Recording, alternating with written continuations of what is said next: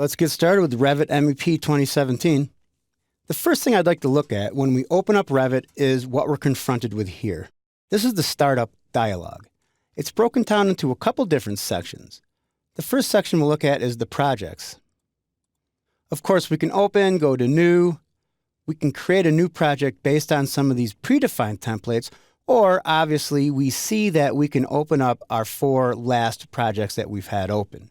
Now under projects, what I'd like to do, let's go ahead and click on new project. If we click the drop down here, we'll see this is basically a copy of what we see here. But if we click on browse, now we see we have a bunch of default Revit templates that we can use. Now, your company probably has their own predefined templates that you're mapped to. They also probably have these buttons mapped to a template that we'd use for your specific company. My company definitely does. If you're the one in charge of this, you want to make sure that you map your company out to be to this directory, or this directory wants to be your predefined templates. For this course, we're going to use the Autodesk Revit predefined templates. So I'm going to click cancel. I'm going to click cancel here. Now you see that it's broken down into tabs, but all these tabs are pretty much grayed out right now, and there's not a lot we can do. But we're going to use most of these tabs throughout this course. After looking at all this, you can go down to Autodesk Revit. This brings you to Revit homepage. And the resources, you can actually get quite a few videos over here.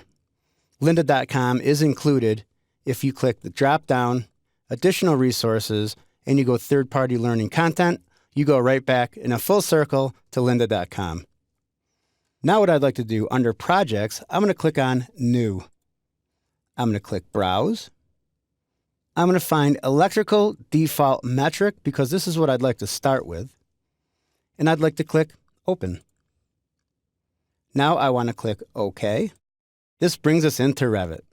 Right now, Revit doesn't know what it is. Mine says Project 7. Yours might say Project 1. It could say Project 50.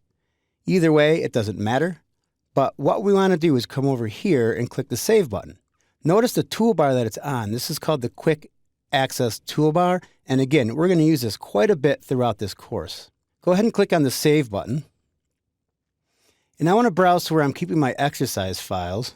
And I'm simply going to call this Electrical Project.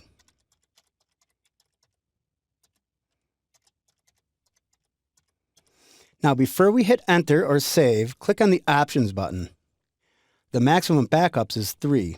Type in a 1 and hit OK and click Save. Now what I'd like you to do is hit the Save button again and click the Open button. Now what we're going to see is once we hit Save, it creates a copy. I'm not a huge fan of how Revit does this, actually, because you can see it from the actual project browser. Because Electrical Project is a .rvt, that's a Revit project. The reason I had us turn our number of backups to only 1 is every time you hit the Save button, it makes a backup called 001, then it makes a backup called 0002, then it makes a backup called 0003. Every time you hit the Save button, it will do that. Once you hit it 4 times, it overwrites 00001, and it keeps going through there.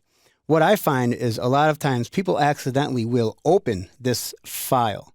So generally when I see these backups, I usually right-click on it and simply delete it. Go ahead and hit Cancel here. All right, there we go. That's how you get started creating an electrical project.